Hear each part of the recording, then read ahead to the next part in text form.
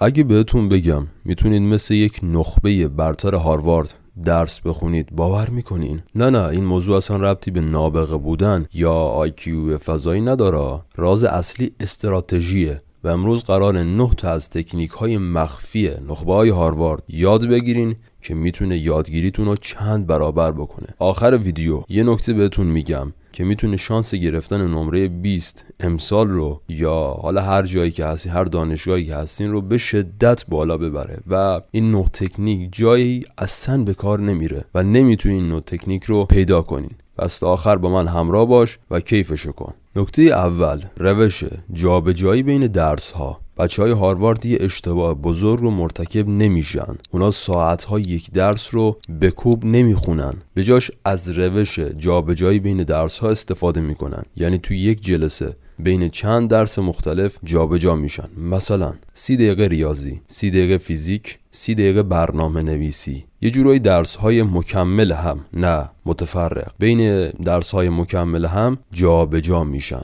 این کار مغز رو مجبور میکنه اتصالهای بیشتری بین مفاهیم ایجاد کنه. نتیجهش چی میشه؟ الان بهت میگم. هم بهتر یاد میگیری، هم طولانی تر حفظ میکنی. پس اگه تا امروز واسه کنکورت، واسه درست به یه روش دیگه میخوندی، اینو امتحان بکن. هیچ وقت یک درس رو 3 تا 4 ساعت پشت سر هم نخون. درس‌ها رو بچرخون. مطمئن باش معجزه میبینی. نکته دوم، دیدگاه 10,000 پایی. قبل از ریز شدن کل رو ببین. دانش آموزای معمولی و دانشجوهای معمولی مستقیم میپرن وسط جزئیات، ولی هارواردیا اول نقشه راه رو میبینن. یعنی چی؟ یعنی قبل از شروع هر فصل تیترها، خلاصه ها، نکات مهم، سوالات اصلی رو بررسی میکنن، یه نگاه اجمالی میندازن. این کار باعث میشه مغز بدونه دنبال چیه و اطلاعات جدید رو راحت تر دسته‌بندی کنه. یا قانون ساده، قبل از خوندن هر چیزی اول 2 دقیقه نگاه کلی بنداز. اون 2 دقیقه بازدهی کل مطالعات رو 30 تا 40% بالا میبره. میدونی یعنی چی؟ بریم واسه نکته سوم، کدگذاری دوگانه، تصویر و کلمه. مغز ما تصویر رو خیلی سریعتر از متن پردازش میکنه. به همین دلیل هارواردیا فقط متن رو نمیخونن، بلکه اون رو تبدیل میکنن به مثلا نمودار، نقشه ذهنی، جدول، رنگبندی یا حتی شکل‌های ساده. این کار باعث میشه اطلاعات توی حافظه بلند مدت قفل بشه. مثال ساده، اگه تاریخ میخونی به جای اینکه لیست حفظ کنی، یه خط زمان بکش، بلا فاصله حافظت قوی تر میشه.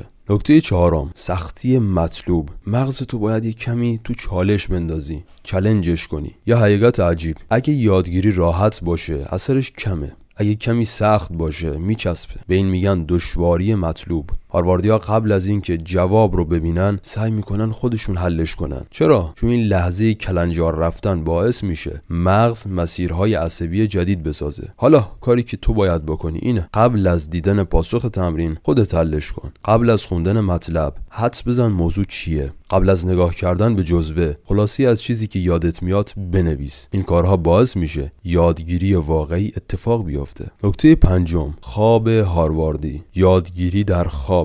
علم ثابت کرده مغز ما هنگام خواب اطلاعات جدید رو پردازش و تقویت میکنه. پس هارواردیا کار مهمی انجام میدن. قبل از خواب 5 دقیقه مرور و صبح روز بعد 2 دقیقه مرور دوباره. این روتین کوچیک باعث میشه اطلاعات مثل میخ توی حافظه کوبیده بشه. اگه میخوای سطح حرفه‌ایش رو انجام بدی، حوصله‌ات میکنه که حرفه‌ایش رو انجام بدی، خلاصه درساتو ضبط کن و شب با صدای کم مثل مدیتیشن پخشش کن. مغز تو خواب رو همون اطلاعات قفل میکنه و کار میکنه. نکته ششم، نقشه ذهنی. این تکنیک از یونان باستان تا امروز توسط قهرمانان حافظه استفاده شده. فرمولش اینه، اطلاعات رو تبدیل کن به اشیا. حالا بیا این اشیا رو در مکانهای آشنا قرار بده. بعد از اون برای یادآوری تو ذهنت تو اون مکان قدم بزن. مثلا میخوای 10 تاریخ رو حفظ کنی، هر تاریخ رو در یک اتاق از خونت قرار بده. این روش برای حجم زیاد اطلاعات فوق‌العاده عمل میکنه. نکته هفتم، تکرار با فاصله، ضد فراموشی. این همون سلاح مخفی هارواردیاه.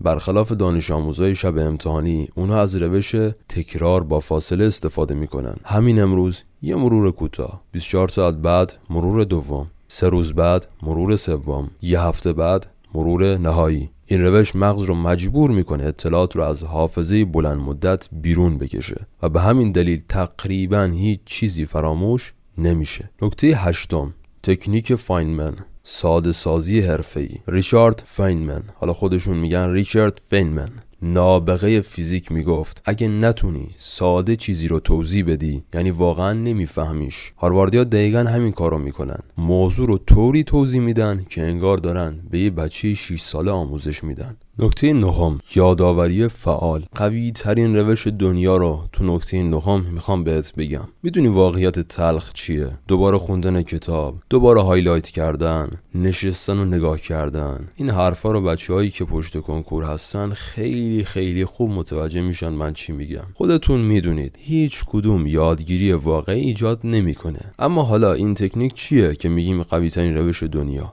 بهت میگم. اولین کارت باید این باش، کتاب رو ببند. دومین کار، سعی کن خودت مطالب رو به یاد بیاری. و سومین کار، بعد از اون چک کن کجاها اشتباه کردی. این روش 10 برابر موثرتر از مطالعه معمولیه. برای تست کردن خودت هم بهترین کار اینه که تیترها رو تبدیل به سوال کنی. علت این اتفاق چیه؟ چطور اتفاق افتاد؟ و خودت جواب بدی. خب دوستان، این شد 9 تکنیک مخفی هاروارد که میتونه یادگیری تو متحول بکنه. یه بار دیگه با هم مرور میکنیم. جابجایی بین درس ها، نگاه 10,000 پایی، کدگذاری دوگانه، سختی مطلوب، یادگیری در خواب، نقشه ذهنی، تکرار با فاصله، تکنیک ریچارد و یادآوری فعال. فقط یکیشو همین امروز امتحان بکن. به خدا نتیجهش رو خودت حس میکنی. اگه این ویدیو برات مفید بود ممنون میشم حمایت کنی تا محتواهای قوی‌تری تولید کنیم و بفرست واسه دوستی که به این ویدیو نیاز داره و حتما تو کامنت ها بگو کدوم تکنیک بیشتر بهت کمک کرد و باهاش حال کردی. تا ویدیوی بعدی موفق باشین.